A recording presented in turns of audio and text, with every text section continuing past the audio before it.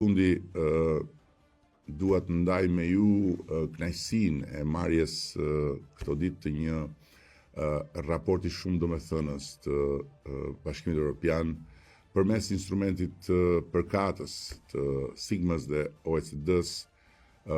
që ka analizuar edhe panoramën e përgjithshme të prokurimit publike në rajonin tonë, ku Shqipëria spikat me përmirësimet e saj dhe përmes shifrash dhe faktesh do të mund t'i tregojmë edhe publikut se sa larg janë të gjitha ato që thuhen dhe stërthuhen duke ushqyer një perceptim negativ lidhur me raportin e Shqipërisë me korrupsionin dhe lidhur me pozicionin e kësaj shumice ndaj korrupsionit në raport me realitetin e fakteve dhe të shifrave konkrete, të identifikuara dhe të rreshtuara jo nga qeveria apo ekspertët e saj, po nga një instrument i besueshëm dhe cilësor i Bashkimit Evropian,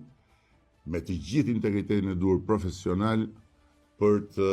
treguar se cila është e vërteta edhe në atë çka lidh